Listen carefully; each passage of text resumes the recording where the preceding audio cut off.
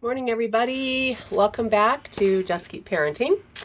And we're happy that you join us again for just a little bit of time together to remember good parenting skills, to think about our parenting, right? And how we can help the children that we're caregiving for or parenting for. And so anyway, today, you guys, we're going to continue with the book Easy to Love, Difficult to Discipline by Dr. Becca Bailey. Conscious Discipline is what it's called. And we use this in the lab school on a regular basis. We teach our teachers about it because it really does empower children to be able to have to learn how to control themselves rather than having giving that control to other things and other people. So it really does help in the bullying world. It helps them self-regulate much better. And I've been recently reading a lot of information about a growth mindset, and it really does help with growth mindsets as well. So today we're going to talk a little bit about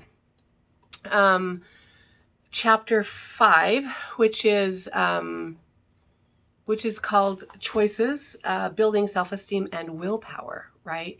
And we all want that for our children that we're working with. We want them to be confident. We want them to have the willpower to say yes or the willpower to say no, right? And so there's a great story at the beginning where Jane had been working with her daughter Mara, and I see this all the time in the classroom, right? And Jane knew that she needed to get on Mara's level, like physical level. And so she waited for Mara to look at her, and Mara looked at her, and Jane gave the assertive command, which was, you need to get on your clothes so that we can go to school, right? And 5 minutes later, Jane checked on Mara, and Mara was naked and in the toy box, right? And Mara got a little frustrated, right? But she took a deep breath, right? Instead of lashing out, she took a deep breath to reaffirm to herself, right, what she wanted Mara to do, right? So not just to yell at Mara, but to reaffirm, wait a minute, this is what I want Mara to do. How do I say that, right? So she offered 2 positive choices, right? And we've learned about this in other chapters. But she offered 2 positive choices. And let me just read the positive choices to you because I just think they're empowering to us, right? She said, Mara, you have a choice. You may climb out of the bin and put your shirt on, or you may climb out and put on your pants. Which do you choose, right? So the outcome, that's the thing I love about this that I wish my teachers could truly understand. The outcome was exactly what I wanted, right? For her to get out of the bin and get dressed. So you can put on your shirt or you can put on your pants, right? She still has choices, which she loves, which she needs, right? And so as we think about that, well, to end the story, Mara got out of the toy bin and she chose to put on her pants first, right? And so with that choice, Mara empowered herself to take action, right? And that's what we want to do. We want to provide these opportunities for the children that we're working with to take action, right? Because that builds their willpower. It channeled her will, right? And it curbed her impulses to continue to play. So just with that one little choice, we saw possibilities for growth, right?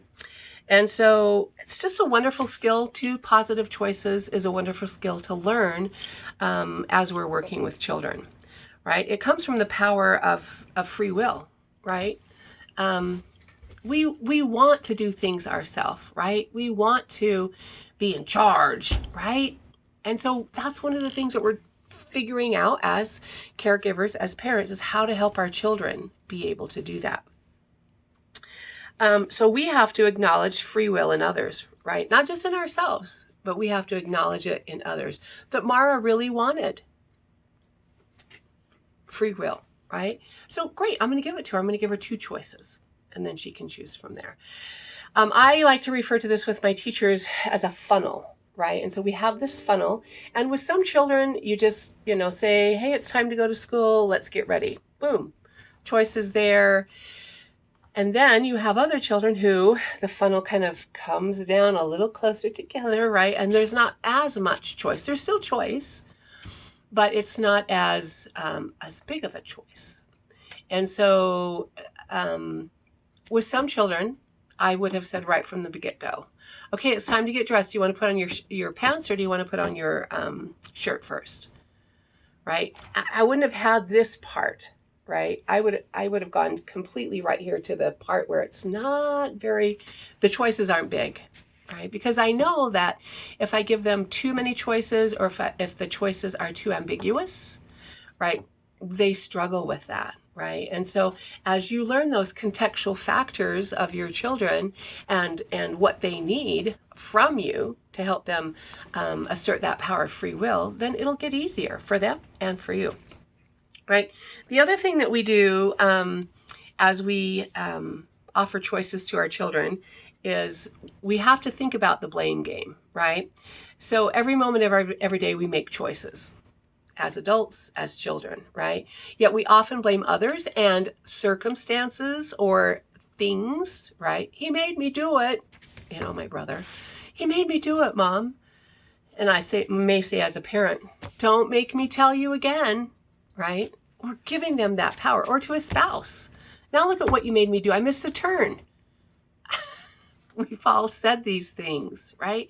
Because sometimes A, we don't know better, or B, we're in our brainstem, right? Or C, we just didn't give a, whatever was causing us, right? We think it was causing us to have a bad day, when in reality, we are in control of that, right? So these are all examples of when we give power to someone, right? Or something else, right? It's easier for us to be on automatic pilot, right? Just keep on going, and we'd like to forget that we're in charge of our own decisions. But our job, especially when we're working with children, is to help them see that automatic pilot is not the best choice, right? So there's a story in the book, and I just thought, oh my gosh, I think I have been there. I've done this, where this irate lady gets in, and she is so mad that the elevator has to stop at every floor. Well, that's elevators' jobs, right? Is to stop, let people on, let people off, and move down to the floor. But apparently it's stopping at every floor. And she is just so irate about this. And the lady, the author of the book, is just like, I just wanted to say to the woman, you're welcome to take the stairs, and then you can go at your own rate. Right? But the elevator is here for people to ride. So she's giving up her power to this elevator, right? Because she's been so mad. And I thought, oh, I have done that before. I have given my power to an elevator. And like, I am in a hurry, right? And so, we're being driven nuts because the elevator is stopping, when in reality, that's the elevator's job, right? So why do we give our power away to elevators, to children, to spouses? Right? Or institutions even, right? Why do we love to be the victim? We're human, right? And so whenever we believe that something besides our perception, right, or even of a person is angering you, is angering me, right, we give away that power. So when we put something in charge of our feelings, we put them in charge of us, and we lose that power of free will, right? And so I just think this week, let's work on reclaiming, right? Reclaiming our choices, reclaiming our power, and reclaiming our self-control, right? The consequences of reclaiming is that we can no longer blame others for our actions, right? Being able to say, you know what, Dory, I'm not sure what you were thinking there, but you got to rewind, right? That power of rewinding to be able to say, no, I got to do something different here. This isn't working for me, right? And so as we look at that, the lady also had a great story, and I thought, I have seen this in the classroom as well, where a little boy was hitting somebody else with a yardstick, right? And we've seen it with swords, we've seen it with sticks, we've seen it with all kinds of things, right? But instead of just going over and saying, don't poke people with that, she used that power of free will, right? And she said, Jerem, if you're going to choose to poke Jordan, then I'm going to take the yardstick away. But you can measure things with it. You can play alone with it, right? What's your choice? What are you going to do, right? Because then I'm communicating to the child, I'm in charge of my choices. So if you continue to do this, then I'm going to take it away. However, if you want to continue to play with it, you can do this or this, right? I'm giving them usable information, right? And not just saying, don't you make me take that away. Let's see, what does that really mean, right?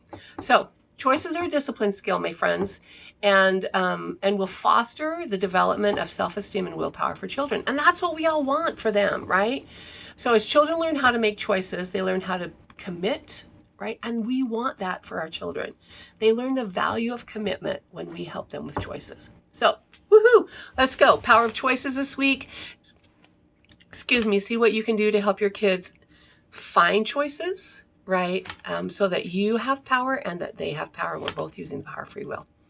Rock on, everybody. Just keep parenting. Thanks for joining us today.